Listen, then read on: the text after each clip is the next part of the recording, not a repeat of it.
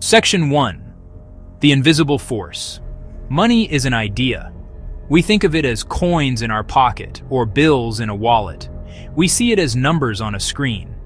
It is the tool we use every single day. We earn it through work. We spend it on food, housing, entertainment. It is a constant presence in our lives, from the smallest village market to the largest global stock exchange. It facilitates the flow of goods and services. But what is money, really? Beyond physical cash or digital digits, it is a system of trust. A shared belief, a piece of paper, a metal disc. This value lets us trade our time and skills. A promise. Numbers become things, like a loaf of bread or a new car. This collective agreement is the foundation. Without trust, paper is just paper, numbers meaningless. Understanding this opens the bigger picture. We use money without thinking about its deeper meaning. It is like the air we breathe, essential but invisible. We worry about having enough. We plan our futures around it. We make major life decisions because of money, choosing a career, starting a family. Yet few question how the system works. We accept rules without knowing who made them. It is a language everyone speaks, but few know its grammar or history. This lack of understanding leaves many feeling powerless. This documentary will pull back the curtain. We will explore the hidden machinery behind every transaction, every price tag, every paycheck. Money is more than buying and selling, a complex system built and rebuilt over millennia. It shapes societies, influences governments, defines opportunities. To navigate the world, we must first understand the system. It's time to make the invisible visible. Section 1. Before money. The world of barter. Long before the first coin was ever minted, humans still exchanged goods and services. Imagine a world without dollars, pounds, yen. A farmer with a surplus of grain, needing a new pair of shoes, but only if a shoemaker needed grain. This direct trade of goods for goods is known as barter, the earliest form of commerce. A simple, straightforward system built on mutual need. You had something I wanted. I had something you wanted. Personal, tangible exchanges connecting labor and land. But the system had serious limitations. The biggest problem? The double coincidence of wants. The shoemaker might not need your grain. He might need wool for a new coat. So you must find a shepherd willing to trade wool for grain, then carry that wool to the shoemaker. Trade became inefficient and time-consuming. It limited commerce and kept economies small and local.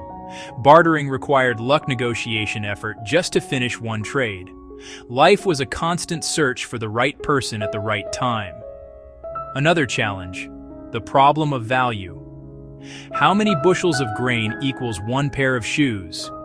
What if shoes are exceptionally well made? What if your grain is poor this season? Constant haggling over relative worth. No common measure of value. Every trade a unique, complex negotiation. Some goods weren't easily divisible. Trading a live cow for smaller items like bread salt wasn't practical. You can't split the cow. That made exchanging for lesser value goods hard. Finally, storing wealth was nearly impossible. A fisherman couldn't save fish for old age. The fish would spoil. Wealth tied to perishable goods demanded quick consumption or trade. People couldn't accumulate savings or plan long-term. Societies needed something more durable, divisible, and universally accepted. A medium of exchange that could store value over time and simplify trade. That problem set the stage for one of humanity's most important inventions: money. Section 2. The First Revolution. The invention of coinage. The solution to the problems of barter did not appear overnight. For centuries, societies experimented with different forms of commodity money. These were objects that had value in themselves but also served as a medium of exchange. Salt seashells, cattle beads. These items were more durable and portable than many other goods, but they still had drawbacks. Seashells could be found for free on the beach. Cattle were not easily divisible. The search continued for something better, rare, durable, portable, and easily recognizable? The answer was found in metals: gold, silver. Scarce enough to be valuable, yet accessible enough to be used for trade. They did not rust or decay, could be melted and divided without losing worth. Early merchants began to carry small lumps or rings of metal, weighing them on scales for each transaction. A big improvement, but still cumbersome.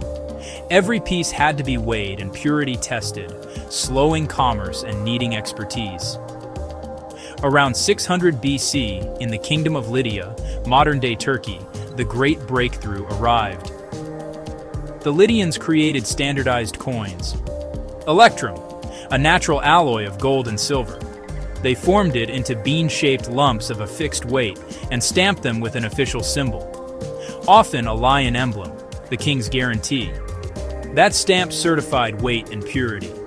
For the first time, people accepted metal without testing it. This was the birth of coinage. Coins revolutionized trade. Transactions became faster and more reliable. A farmer could sell grain for coins and buy anything he needed. Commerce exploded. Markets grew larger and more complex. For over 1,000 years, metal coins were the dominant form of money. Trusted, durable, universally accepted. However, as economies grew, coins began to show their own limitations. Carrying large quantities of metal was heavy and dangerous. A lighter, more portable form of value was needed. The solution first emerged in China during the Tang dynasty in the 7th century. Merchants left their heavy coins with a trusted agent. They received a slip of paper, a note of deposit. These notes were essentially IOUs. Soon, merchants realized they could trade the paper notes themselves, as good as gold. During the Song dynasty, the government formalized the system. The government issued the world's first official paper currency. The goldsmiths of 17th century London played a pivotal role in the next stage of money's evolution. They already had secure vaults to protect their own precious metals, so wealthy individuals began depositing their gold silver with them for safekeeping. The goldsmith would issue a paper receipt, a promise to return the depositor's coins on demand. As we've seen, these receipts soon began to circulate as a form of paper money. But the goldsmiths soon made a crucial observation. They noticed that on any given day, only a small fraction of their depositors came to withdraw their gold.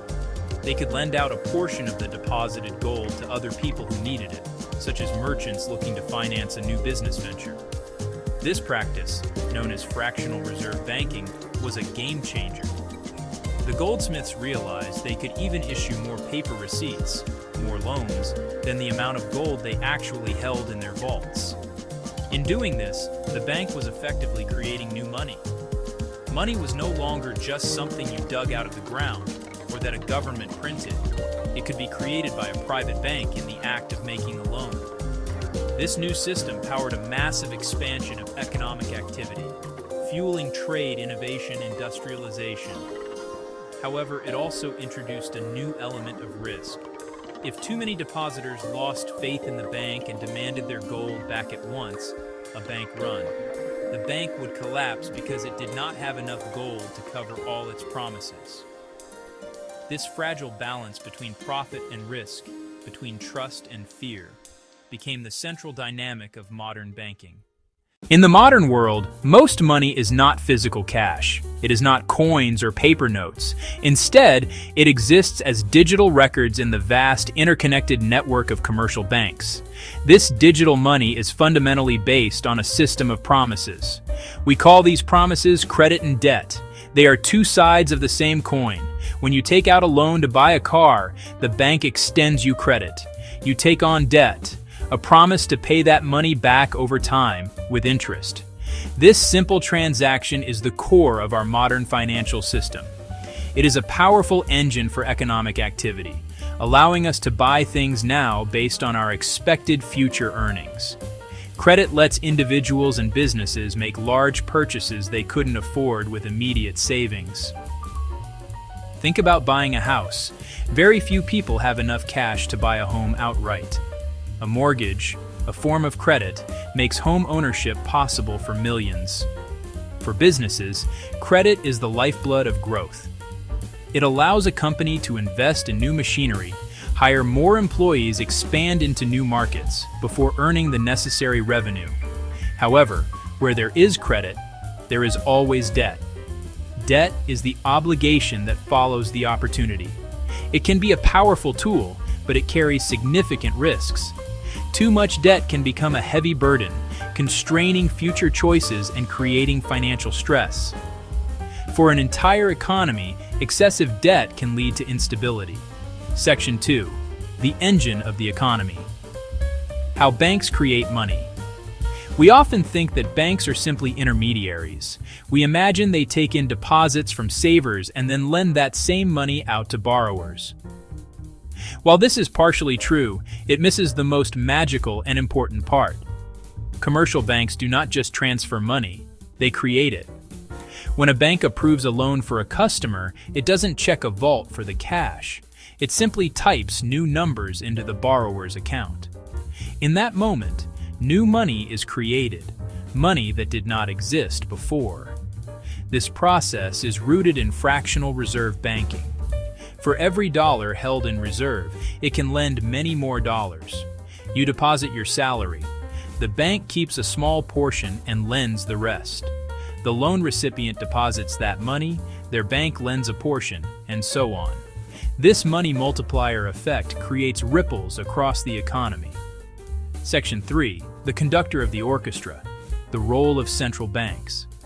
If commercial banks are the musicians, creating money through their lending, then the central bank is the conductor. A central bank is a special government institution.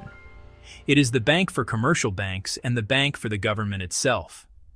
One of the central bank's most important tools is its ability to set the main interest rate. This rate influences mortgages, business loans, and the interest you earn on your savings account. Section 4. The silent thief. Understanding inflation. In simple terms, inflation is the rate at which the general level of prices for goods and services is rising, and subsequently, the purchasing power of currency is falling. It means that each dollar you hold buys a little bit less than it did before. Over time, inflation can silently erode the value of your savings. What causes inflation? There are two main drivers. The first is demand pull inflation. This happens when there is too much money chasing too few goods. The second cause is cost push inflation. This occurs when the costs of production increase, and businesses pass those higher costs on to consumers in the form of higher prices. Central banks generally aim for a small, steady amount of inflation, typically around 2% per year. A little bit of inflation is often seen as a good thing. It encourages people and businesses to spend and invest their money rather than hoarding it. However, high inflation can be very damaging. This is why controlling inflation is a primary goal of every central bank. When inflation is too high, they raise rates to cool down the economy. For decades, the physical wallet defined our relationship with money. But a quiet revolution began in the mid-20th century with the introduction of the credit card. This simple piece of plastic was the first step in detaching transactions from the physical presence of government-issued money. The real transformation, however, arrived with the internet. The rise of online banking moved our financial lives from the bank branch to our home computers. Suddenly, we could check our balances, pay our bills, and transfer money with just a few clicks. The next wave of innovation came with the smartphone. This powerful computer in our pocket put the bank directly into our hands. Mobile payment apps from companies like Apple, Google, and PayPal, as well as banking apps, have made transactions instantaneous. We can now pay for groceries by tapping our phone on a reader, as digital payments become the norm. Do we still need physical cash? This shift is driven by convenience, security, efficiency. For governments, it creates a transparent financial trail. Every transaction is recorded. Tax evasion, money laundering, and funding terrorism. However, the prospect of a completely cashless world also raises significant concerns. The most immediate issue is financial exclusion. Removing it could create a new digital divide, cutting off the most vulnerable members of society from the ability to participate in the economy. Privacy is another major worry.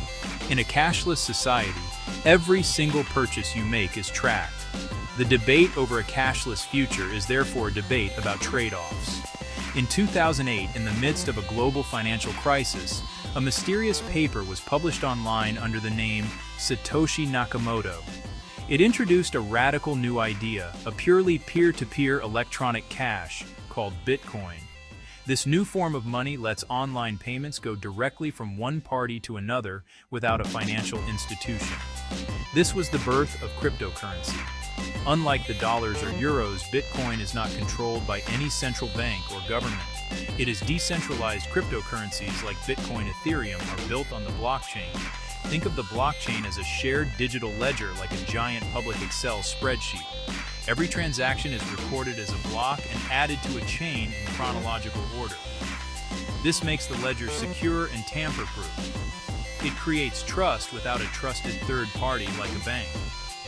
While cryptocurrencies like Bitcoin grab the headlines, the underlying technology, the blockchain, may have even more profound implications for our world.